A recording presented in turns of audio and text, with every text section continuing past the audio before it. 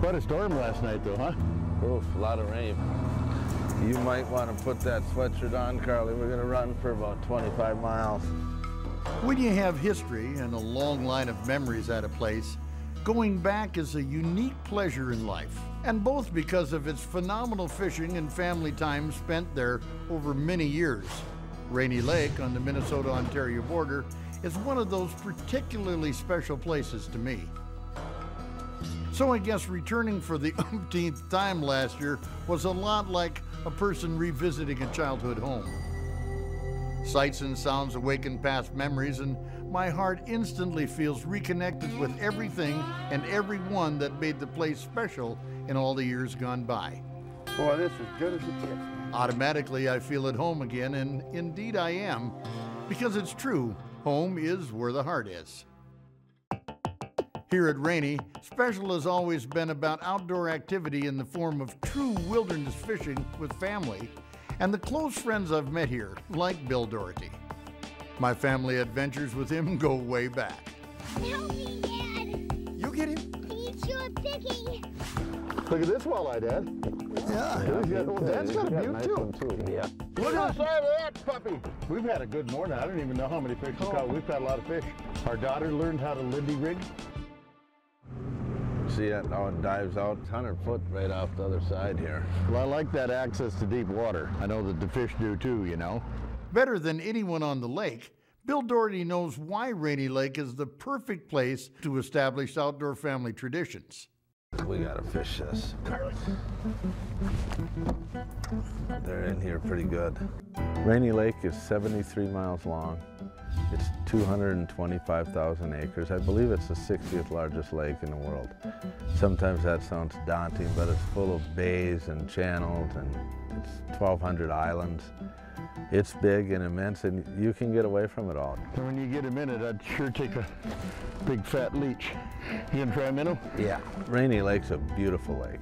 Oh, here's a nice fish right underneath us. But it's got another special status that a lot of people don't know about is the Minnesota side of Rainy Lake is at Voyageurs National Park, which is something to cherish because it's always going to remain the same. Mournful cry of the loon. One thing they haven't seen a lot of in our country is land and places that man hasn't altered. And Rainy Lake in Voyageurs National Park is one place that remains in its natural state and simply gorgeous, and it will stay like that forever. Some pretty sound reflections from a guy who grew up guiding on the lake since the age of 9, mind you. Bill represents the third generation of Dohertys who've made their livelihoods on sharing the Rainy Lake experience with lots of others. His great-grandfather was the first. My great-grandfather bought the Kettle Falls Hotel in 1918 for 4 barrels of whiskey and $1,000. And he ran it from 1918 to 1956, and he passed away, and my grandfather took it over and ran it from 1956 to 1977. And that's kind of when my parents made their break. Bill started guiding on Rainy Lake out of the Kettle Falls Hotel as a 9-year-old in 1965. Then in 1978, Bill's parents, Bill Sr. and June, moved to Rainy Lake to manage a houseboat operation consisting of only 4 boats. My parents bought their partners out in the fall of 1984. I mean, I got the call that, do you want to come and move up? Rainy Lake Houseboat still remains a family operation. In this business, it's my mom and dad, Bill and June Doherty, who, they're 78 and 79 years old now. And my brother Tom and I and my wife Kathy are here, and we pretty much run the place. So it's a big family affair. And we went from 4 boats to 29 houseboats. And a few years back, we bought the home on the end of the point, which we rent out as a rental vacation home. It's a nice, quiet location with a great view and great access to Rainy Lake. Oh, there we go. Yeah. That one we're going to need a net for. Okay. Carly? What?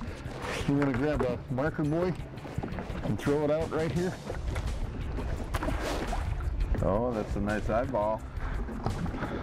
Professional lip hook there, Mr. Winkelman. Yes. He's of a good size too, isn't he? Yes. He's about 19, Carly. 19? That one hit Bill and just took off. Yeah, that's how they've been grabbing them. Here looks like we got a pretty good bunch of them. Real tight to the bottom. We're gonna find out. Wow, there's a good fish. Good one? Yeah. Carly, you're gonna have to net it for him. That one hit it solid. He's not a happy camper, Carly. Okay. You good? Nice Ooh, that's walleye. nice That's fish. a nice golden fish there. Pretty color on that walleye, huh, Carly? Very pretty. Hey, there's lots more ahead, so you be sure to stay with us.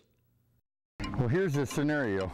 We're up at Rainy Lake Houseboats with my friend Bill Doherty. And as we were driving in last night, it rained so hard, I mean, you had to almost tie your Suburban up so it didn't get washed down the street. So we're out here trying to pick up the pieces on a cold front morning, but we've been running leeches and live bait rigs, minnows and live bait rigs, and minnows seem to be doing a little better. We found an area where there's some fish. Now it's what's the best thing can we do to catch as many of these and as many of the bigger ones as possible. Ooh, that looks better.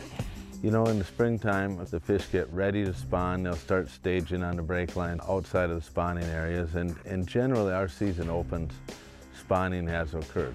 That's a nice walleye, Carly. Real nice walleye. The walleyes will remain in the shallow water in heavy, heavy numbers throughout the month of May and June. And then you see the transitions. Oh yeah.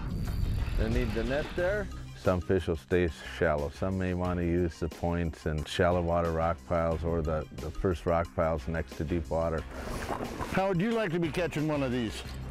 I'll tell you what, I don't know how many million live in Rainy Lake, but a bunch. Once summer progresses, there you go. That'away, Oh, Carly. that looks like a big fish.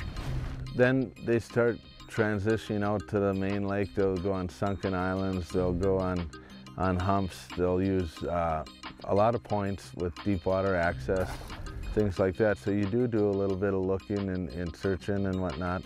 Ooh, Nice yes you do. walleye. Ooh. Good fish. Good one, Carly. What was that one, 22 maybe? Yep, nice one. Beauteous, girl. I'm gonna try and get right back here because there was a whole bunch of them just here. Oh, see, here we are. We got a couple of real nice fish here, right by the bottom. There's one that says, maybe this minnow doesn't taste too bad. Oh, you got a bite going? Yeah, he just grabbed it up pretty subtle though. You still there? Well, I'm gonna. Yes, Oh, he is. that's a net fish. Well, it's finally nice to see these fish starting to move up on top of the rubble piles a little bit. Well, it's not the fish that we want though yet. No, but Get him, Carly. coming in. Nice But that, walleye. there's nothing wrong with that as a walleye. I would love one of those right now. Oh, here's a couple nice fish sitting here. Was that one about 17? I'm going to measure him. Yeah, that one's close, I think. don't know. You know, like many of our lakes, we've got a slot limit. You have to have them under 17 inches. He is 18 and a half. 17 to 28? It's a release. See, and that's not a very big walleye. I mean, it's what we used to call a good eater. The ones that they're saying a guy can take and eat today, ones that years ago we'd say, well, that's way too small to keep to eat. So baby, let it grow up. I remember what your dad used to say. Oh God, wasn't that a trip? That was. You and I and Grebs.